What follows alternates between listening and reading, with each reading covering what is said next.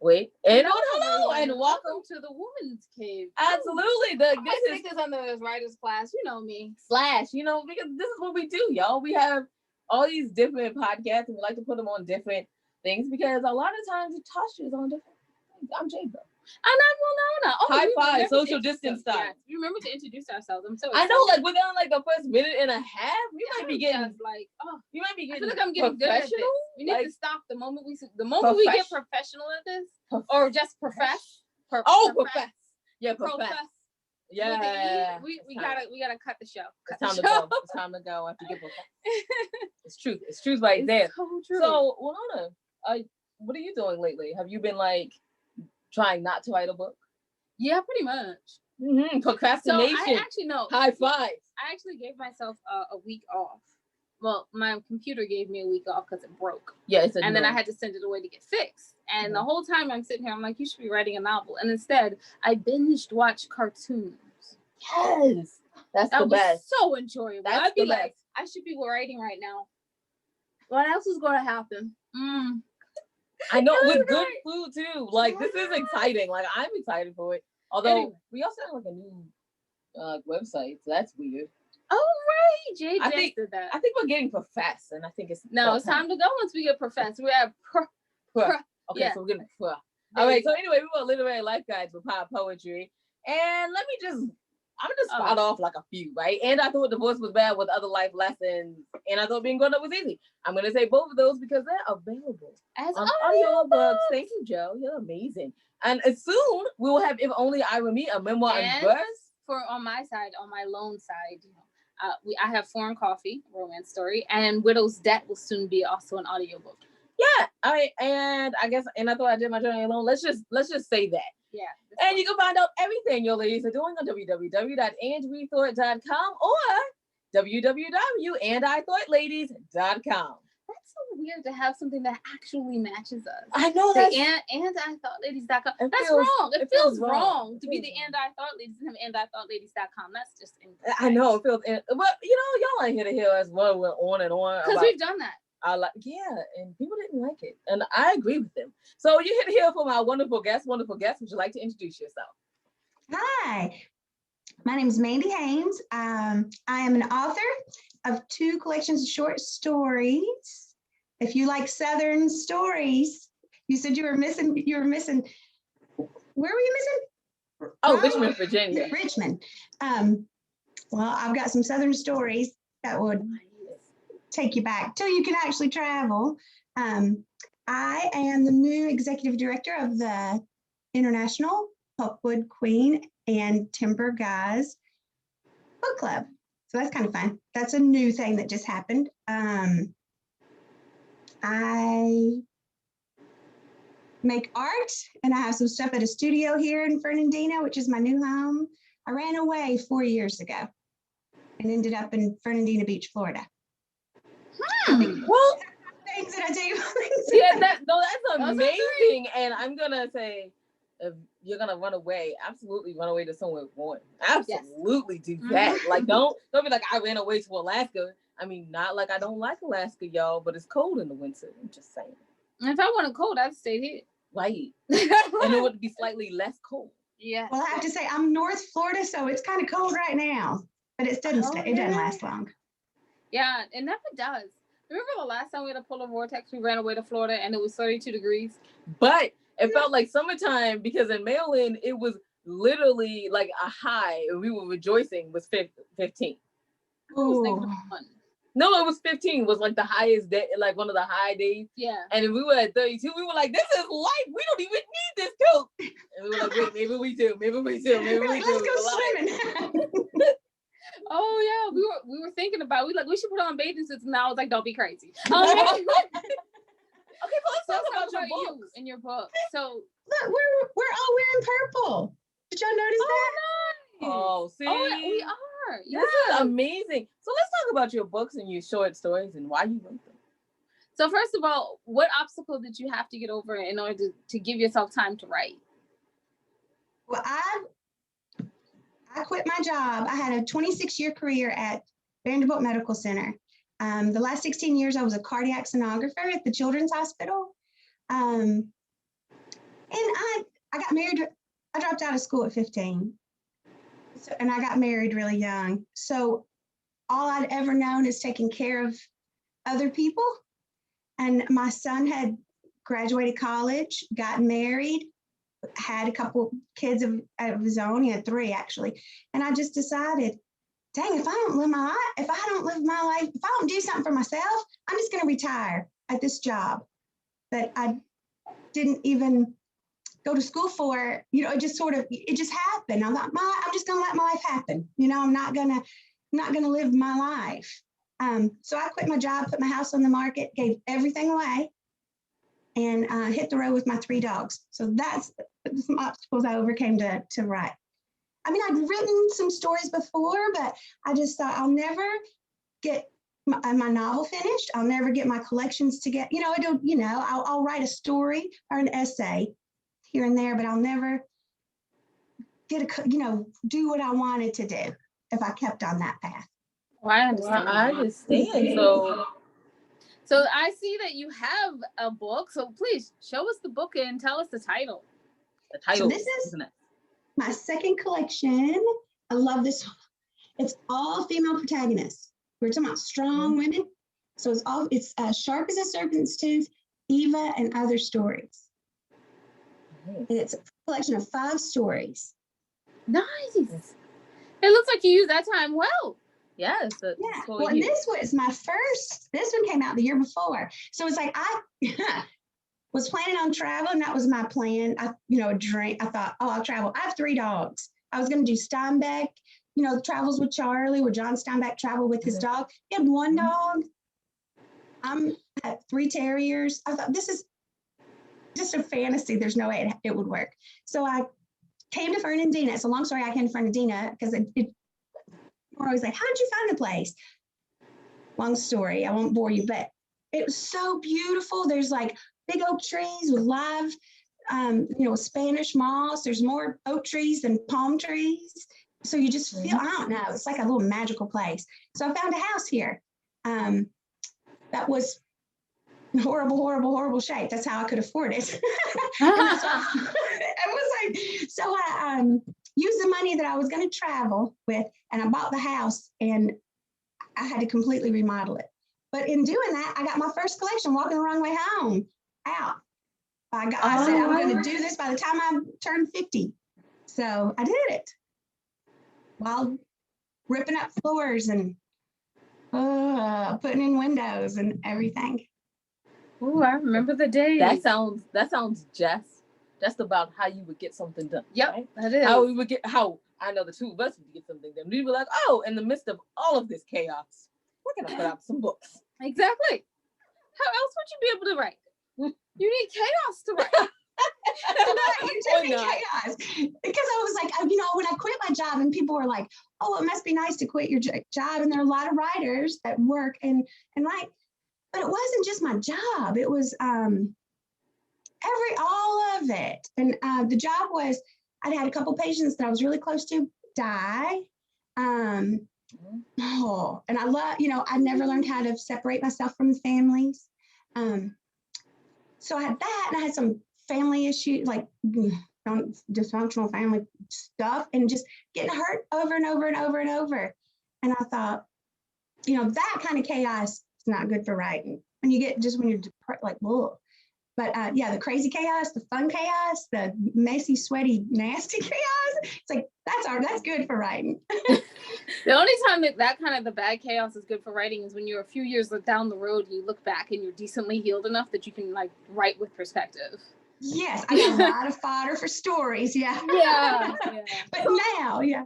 But since we're talking about it, you talked about how you have very strong female protagonists. Why can't I speak today? Protagonists. Why did you feel like it was necessary to have such strong women protagonists? Well, I left home at 15.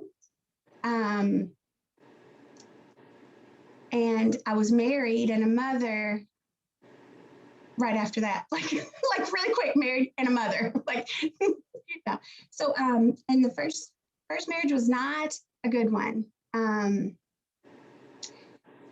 It was awful, actually. I was married for 11 years, and it was bad. I mean, we had really like a violent, horrible relationship. But I had a kid, and I was young, and I didn't have at that time, like I couldn't go to my parents. I didn't have anybody that, because my mom and dad were struggling with their own stuff. But I survived it. And then it's like, once I did, where I had him so young, people would look at me and say, I mean, I'd already had my son. I was putting him through college. And people would stop and that I knew that I worked with every day. And they'd say, Mandy, why haven't you had kids? You'd be a great mother. And I'm like, I'm putting my son through college right now. I did have a child, and it was weird how they just would look. I don't know. It was odd. Like, because I was happy. That was the thing. And I thought there's so many people that are going through that kind of situation, whether it's a bad relationship or losing your job and, struggling with money or addictions or, hard stuff that you would look at them and think, oh, they're fine. They're spoiled. Like a lot of people that would even think, like, you're spoiled. I had worked with somebody that thought that I was married. She said, I just assumed you'd married the high school football, whatever, quarterback, and you were a homecoming queen, and, you'd been spoiled your whole life. And I was like, girl, I was married at 15 to a guy that beat the snot out of me. We lived in a trailer out in the middle of nowhere. I didn't even have a car. I was like, no, that's not how it was. So that's why I thought it was very important to write about strong females. And they're like survivors, and working at the children's clinic, at the children's hospital, and some of those cancer survivors, those kids, they're so tough. And I'd meet kids that were coming to have their hearts checked because they were having issues, but it was actually just stress, anxiety, because they were actually going through some horrible things at home that people didn't know about. And I'd meet these strong kids. So the book is like from 10 years old to a 96-year-old female. So it's like all, I don't know, we just need more tough, strong women who will reach out and help other women. Not tough, strong women that are like, I worked hard and I've worked this and you can do it too. You can do it too, but you need somebody to help you sometimes. Exactly. Absolutely. So now let's switch gears and talk about, you are the new executive director of the Pulpwood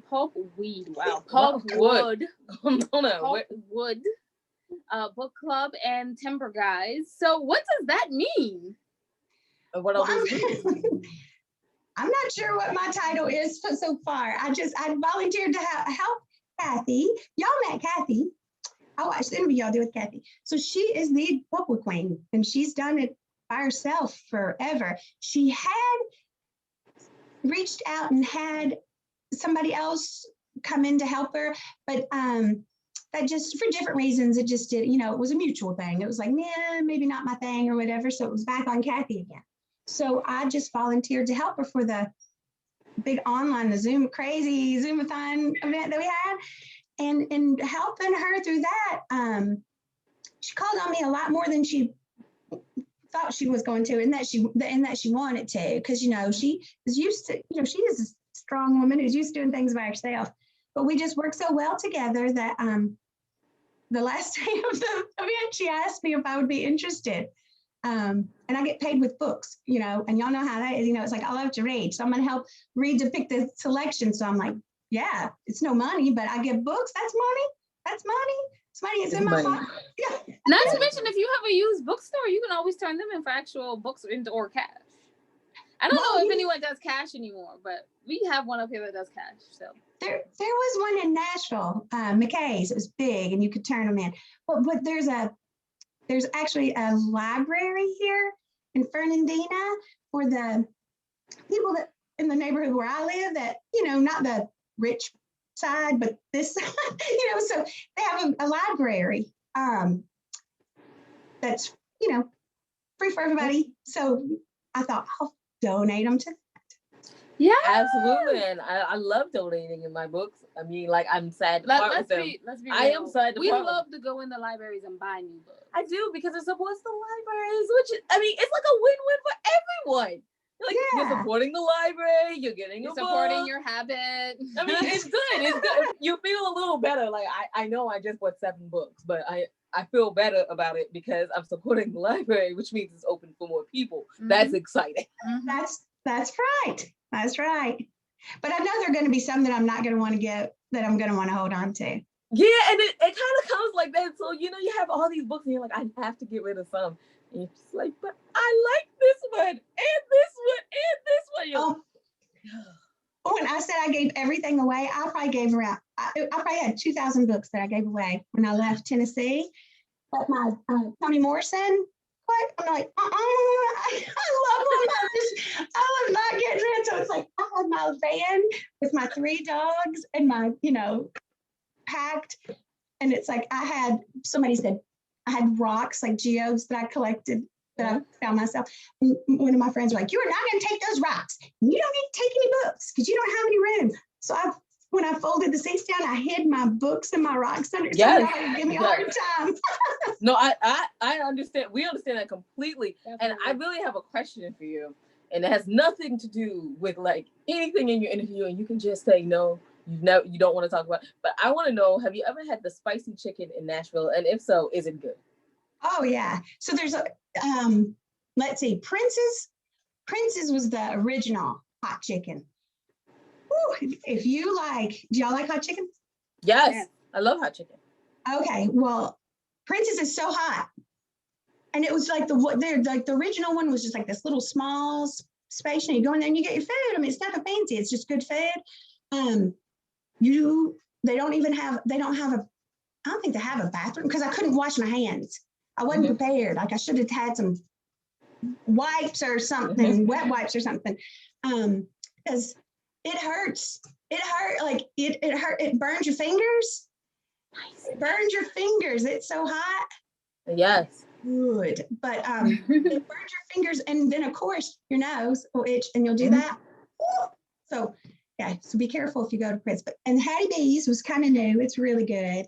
I like Hattie B's. Princess was really good. And then what was the other one? I don't know. Princess was my favorite because it's the original. Like it's been around forever. Okay, so we were just looking online. Apparently, Hattie B's, there's this website where you can get like great food shipped to you from around the country. Right. And we saw Hattie B's and we were like, this looks good. But it's good. It is good. Okay.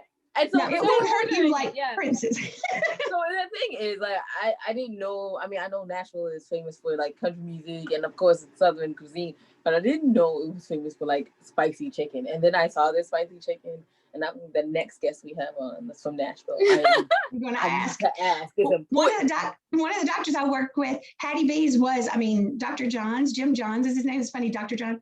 Hattie B's was his favorite. And it was like, he would probably eat it for lunch once a week, maybe 2 times a week. And it was like a long line. It'd be, like crazy. So but he loved it. Mm-hmm. So, I got you. And I have to ask, does it come with biscuits? With what? With biscuits. No, well, I'm not sure if Hattie B's does it. Prince, just like a slice of white bread and pickles. Yes. So it soaks up that. Yup. Yes. Okay. So I'm with it. I'm excited. Thank you for answering this question because it was really on my mind. It's terrible. Listen, I was hurting so bad that Prince. It burned like my cuticles. My fingers were burning, and it's like I took that piece of white bread that around the edges that wasn't soaked, and I was like trying to get it off because I didn't. The lady on the thing, she said, "You said you wanted hot," because they have mild hot or whatever. But it's like, I didn't think you were going to kill me. I like it. I like it very much. I think I need to have that.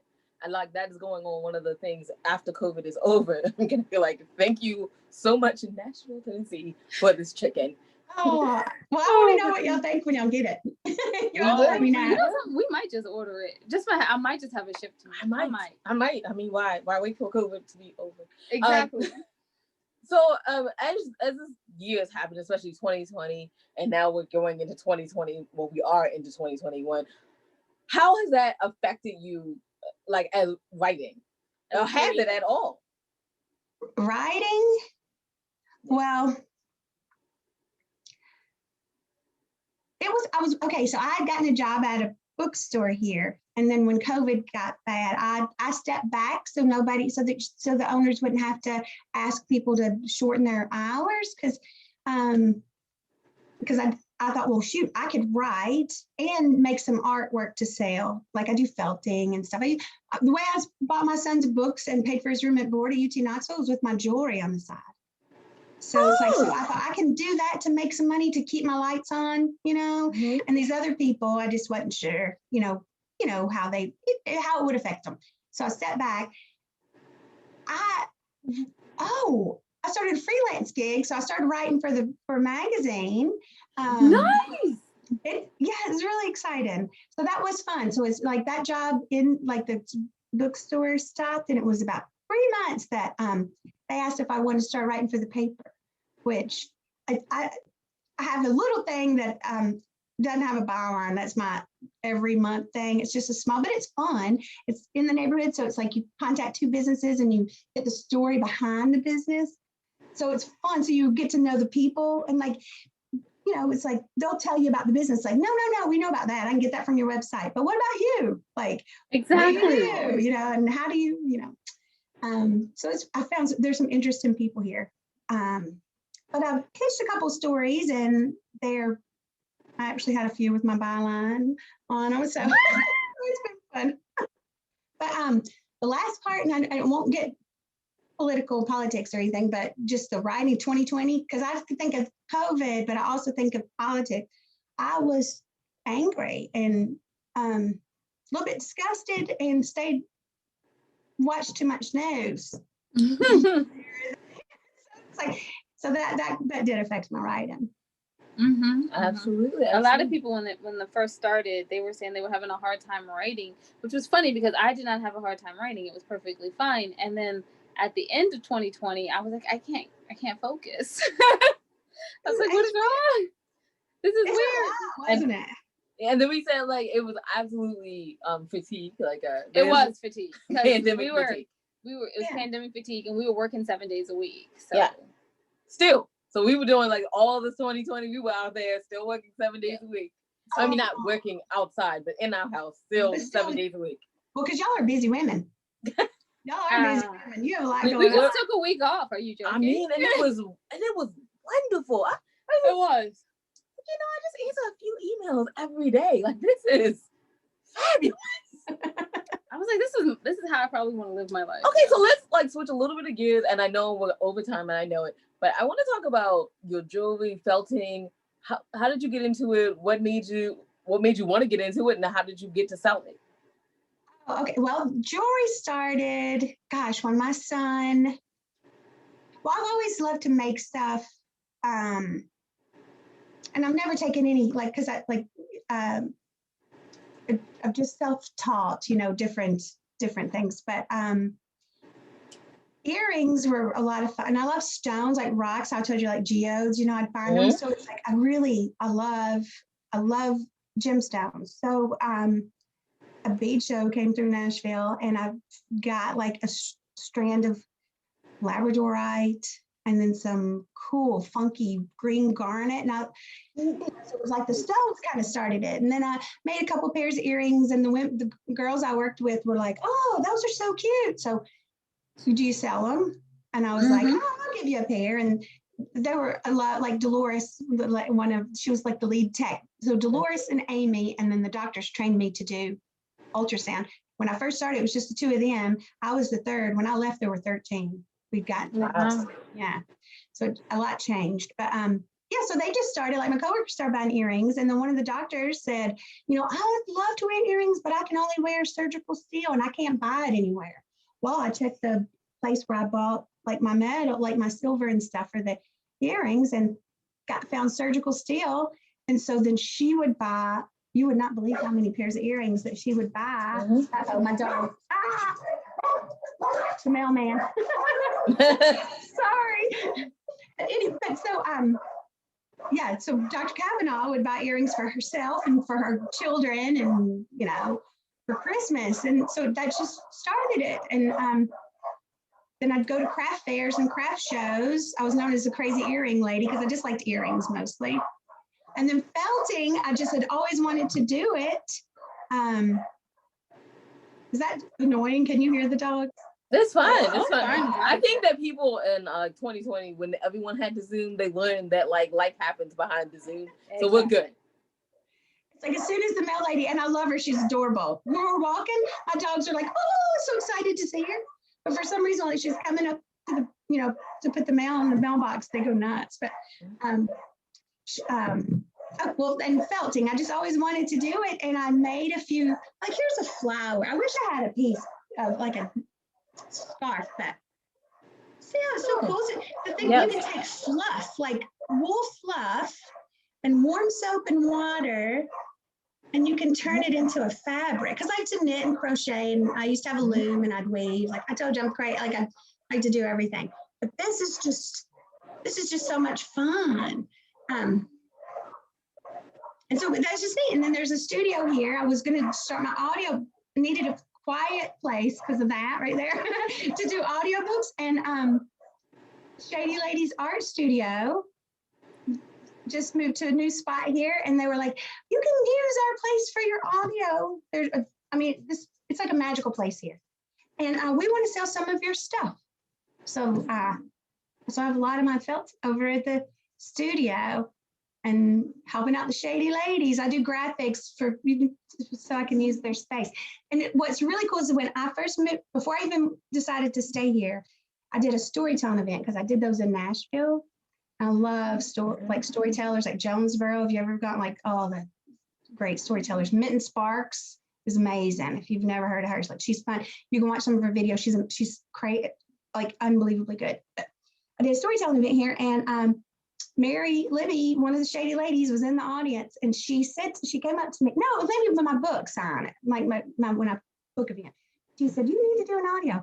So it's just kind of weird how that's working out. It's like I'm using her space to do my audiobook. That's cool. That's amazing. And where can people find out more about you and your books and all the fun things you have going on in your life? Well, you can go to my website. It's www.mandyhaynes.com. You can find everything there. On the blog, I've got some felt stuff on the blog.